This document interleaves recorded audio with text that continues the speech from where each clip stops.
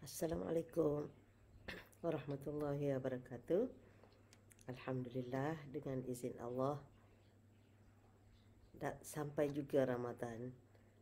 Satu hari bulan hari ini, satu Ramadan, dan dengan izin Allah kita dapat memasukinya dalam keadaan sihat. Alhamdulillah. Dimulai hari ini saya akan berkongsi satu ayat setiap hari. Jadi untuk hari pertama ini saya akan sambung ayat kedua daripada surah Saba, di mana ayat pertama telah saya kongsikan beberapa hari yang lepas sebelum masuk Ramadan. Jadi hari ini saya akan terus sambung ayat yang kedua, ya. Jadi bagi siapa yang miss ayat pertama tu, bolehlah tengok Facebook beberapa hari yang lalu, insya-Allah masih ada, ya.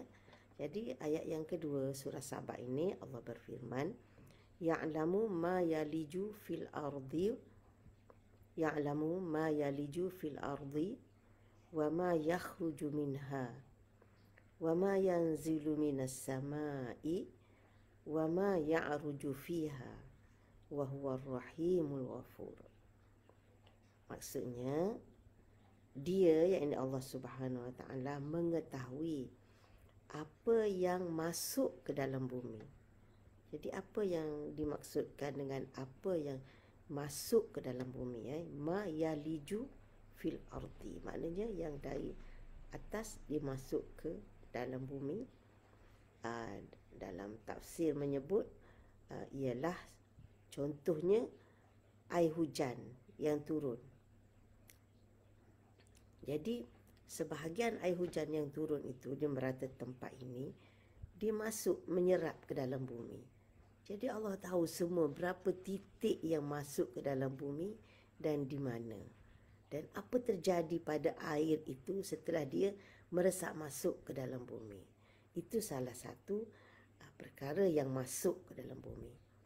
Begitu juga biji-biji benih yang gugur daripada pokok ataupun yang ditabur oleh manusia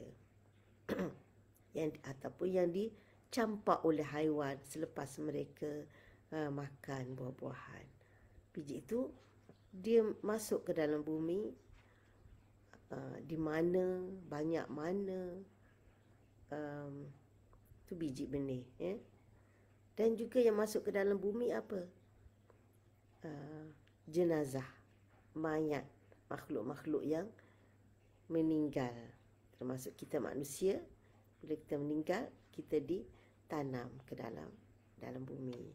Jadi semuanya itu perkara yang masuk ke dalam bumi, ya. Ma yaliju fil ardi, semuanya Allah mengetahui. Tidak ada sesuatu pun yang terlepas dari pengetahuan Allah Subhanahu wa taala. Dan setelah masuk itu, apa terjadi kepada makhluk, benda-benda yang dah masuk tu. Kalau kita dah masuklah. Kita tak tahu dah, misalnya kan, kalau kita tanam biji benih lah, kita pun tak tahu akan tumbuh ke tak tumbuh ke. Kalau tumbuh nanti subur ke tak. Kalau subur pun berapa usianya, dia akan berbuah atau tidak. Macam-macam kita tak tahu apa yang akan berlaku pada sesuatu tu. Tapi Allah Subhanahu wa taala ya'lamu ma yaliju fil ardi, dia mengetahui apa saja. Ma tu maknanya umum, semua perkara, apa saja dan apa-apa yang berkaitan dengan perkara tu, ya. Ma yaliju fil ardi wa ma yakhruju minha, dan apa yang keluar daripada bumi. Jadi apa yang keluar daripada bumi pun samalah, maknanya biji-biji yang terpendam dalam bumi itu, apa pula yang akan tumbuh daripadanya. Jadi ma yakhruju minha ni maknanya apa-apa saja yang keluar daripada bumi, daripada hidup-hidupan, ataupun makhluk-makhluk baru, ataupun perkara-perkara yang kita tak panggil hidupan lah, ya, seperti apa, galian, semua tu keluar dari perut bumi kan. Minyak ke, besi ke, timah ke, emas, perak, segala yang keluar dari perut bumi itu semuanya dalam ilmu Allah Subhanahu Wa Taala. Ialah sebab Allah yang mencipta semua. Jadi semua Allah tahu. Jadi nak menggambarkan kepada kita betapa luasnya ilmu Allah Subhanahu Wa Taala. Jadi kita tak tahu apa yang sedang tersembunyi dalam bumi dan apa yang akan keluar, banyak mana, di mana, dan apa manfaatnya untuk kita, jenisnya kita tak tahu. Jadi yang tahu siapa? Hanyalah Allah Subhanahu Wa Taala. Ya, itu bumi. Ya, wama yanzilu minas sama, dan apa yang turun daripada langit. Apa dia yang turun daripada langit? Yang nampak jelasnya hujan, ya, air hujan, dan rezeki-rezeki yang Allah curahkan kepada makhluknya, dibawa oleh para malaikat alaihimussalam. Jadi yang turun dari langit banyak kan. Yang kita nampak adalah air hujan lah, ya, air hujan. Tapi dalam air hujan tu, ataupun yang bukan dari air hujan pun, termasuk rezeki-rezeki yang kita perolehi. Dan siapa yang membawa rezeki tu? Para malaikat. Apa sajalah yang turun dari langit tu, yang kita tahu ke, yang kita tak tahu ke, semuanya Allah ya'lamu, Allah tahu. Ma yanzilu minas sama wa ma ya'ruju fiha, dan apa pula yang naik ke langit dari bumi. Apa yang naik ke langit dari bumi, apa dia? Kebanyakan ahli tafsir menyebut bahawa yang naik ke langit adalah amalan-amalan kita. Sama ada amalan yang baik atau amalan yang tidak baik. Semuanya diangkat kepada Allah Subhanahu Wa Taala, dan Allah yang menerima dan memberikan ganjarannya.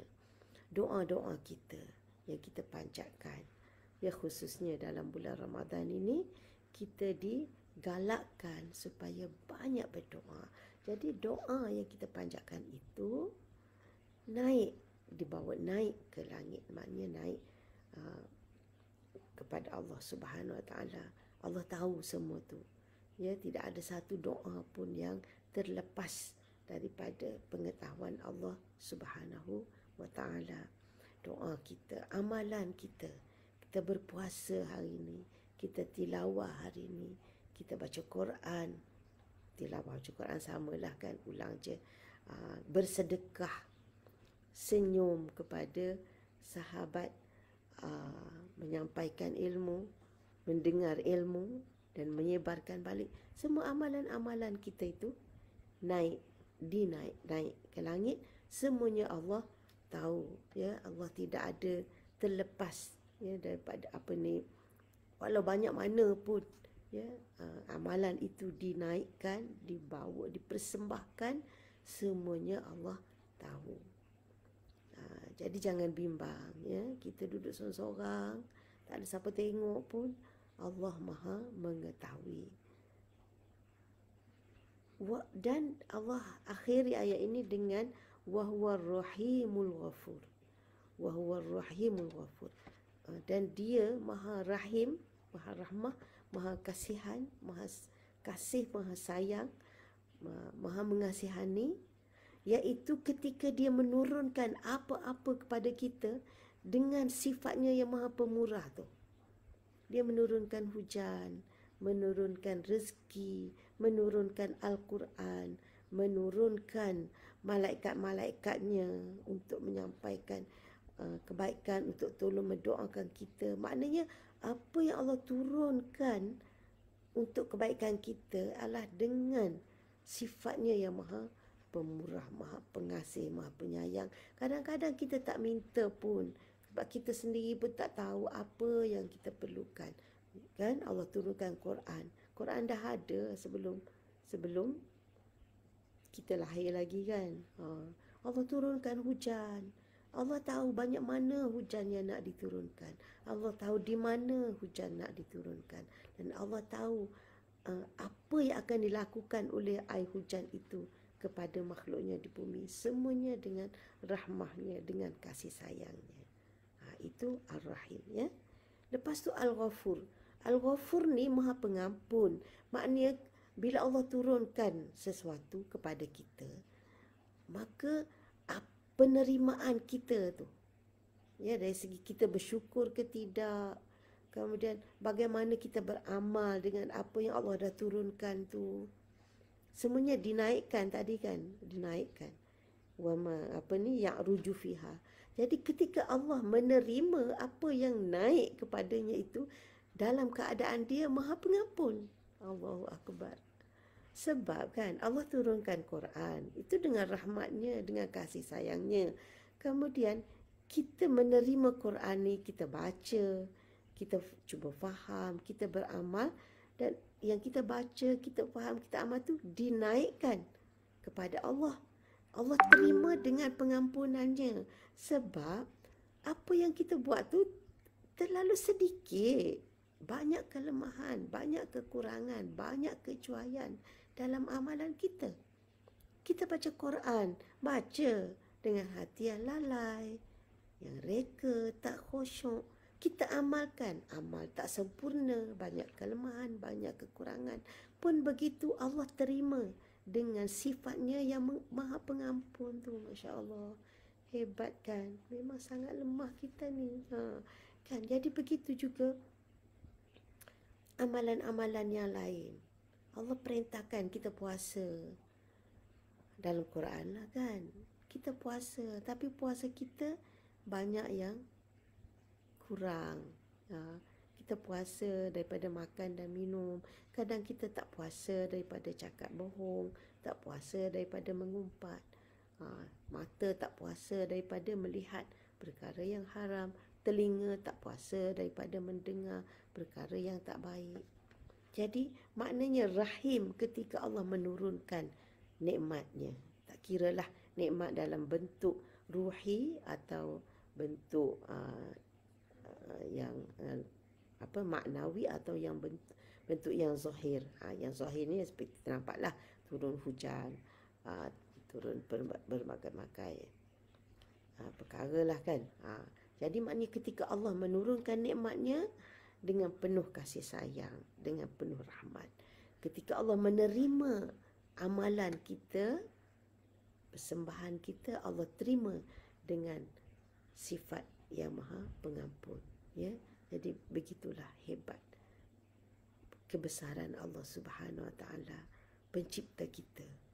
Ya, yang sentiasa memberi peluang dan ruang untuk kita memperbaiki diri, mendekatkan diri kepadanya, lebih-lebih lagi dalam bulan Ramadan yang mulia ini. Okey, mudah-mudahan sedikit perkongsian daripada ayat kedua surah Sabah ini, ya, meningkatkan iman dan keazaman kita untuk terus mengabdikan diri kepada Allah Subhanahu Wa Taala, sehinggalah kita dijemput kembali ke pangkuannya dalam keadaan dia redha kepada kita, insya-Allah. Sekian dulu untuk hari ini. Tunggu sambungannya esok, insya-Allah. Wassalamualaikum warahmatullahi wabarakatuh.